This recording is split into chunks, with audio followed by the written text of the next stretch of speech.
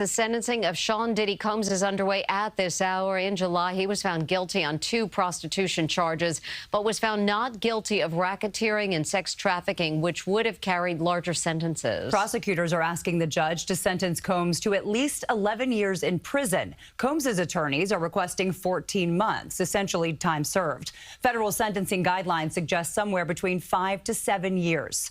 Chopper 2 was over the courthouse this morning. You can see the large crowds of people anxiously awaiting that decision, and that is where we find Allie Bauman outside federal court in Lower Manhattan with the latest. Allie. Jess and Mary, Sean Diddy Combs entered the courtroom shortly after 10 a.m. and the hearing has been going on ever since. Prosecutors have submitted multiple victim impact statements, and Combs is expected to speak in court himself today after submitting a letter to the judge yesterday along with a 15-minute pre-edited video. He is facing 20 years behind bars but is asking for the judge to impose a sentence that could get him out by the end of this year. Sean Diddy Combs' family and defense team walked past a crush of people into federal court this morning for sentencing. Over the summer, the 55-year-old music mogul was found guilty of transportation to engage in prostitution. The prosecution arguing he coerced 2 former girlfriends into drug-fueled sex marathons with male escorts. Prosecutors are asking for 11 years, calling Combs unrepentant. This week, former girlfriend and star witness Cassie Ventura submitted a letter to the court expressing her worries that Sean Combs or his associates will come after me and my family for testifying at trial. Combs' former stylist, who also testified, spoke with CBS Mornings. I hope that the sentence is something good enough for the victims to get some peace. The defense is asking the judge to hand down a 14-month sentence, submitting a pre-edited 15-minute video highlighting Combs' family and accomplishments. In a letter to the judge, Combs apologized for all the hurt and pain that I have caused others. Well, the defense also submitted letters from Combs' fellow inmates about a class he has been teaching in prison over the past year on entrepreneurship and business, as well as a letter from one of his former girlfriends who did not testify at trial but was identified as victim 3, and she was asking for the judge to release him back to his family. She was saying that she was pressured to feel like a victim by the prosecution. Prosecutors, meanwhile, today are arguing that Combs is downplaying the violence he inflicted on others and is not fully taking responsibility for how his actions got him here. Again, we expect the judge to impose a sentence very soon. We're live from the federal court in Lower Manhattan. Allie Bauman, CBS News, New York.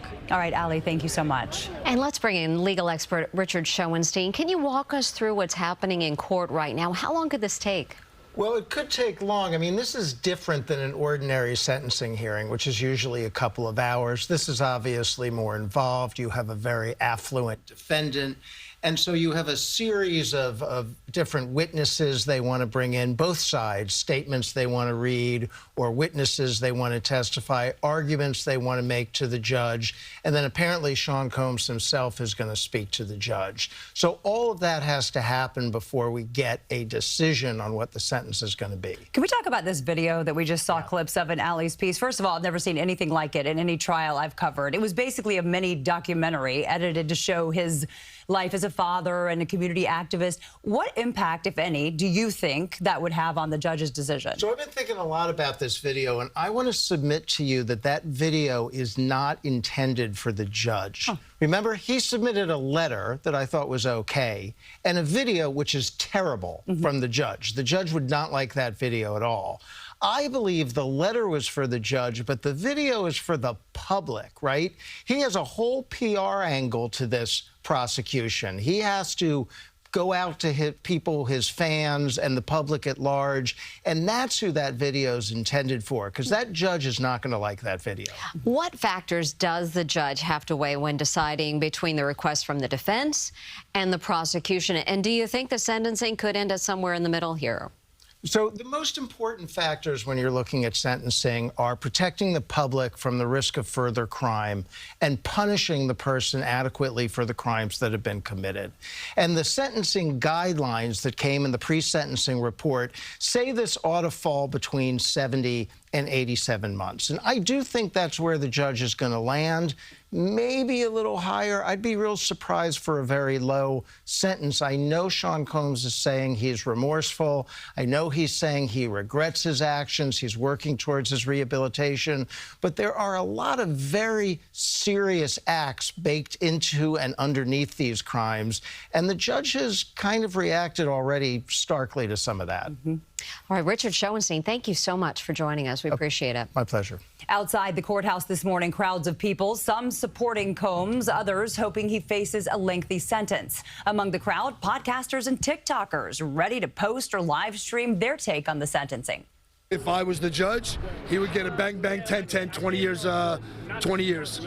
Because if this was not federal and this was state, which they should have done and not went for RICO, this man would have never saw light of day again. Worst case scenario, I think he might get 36 months, maybe get time served. I'm thinking they should let him go on time served for because he's been in there for a year.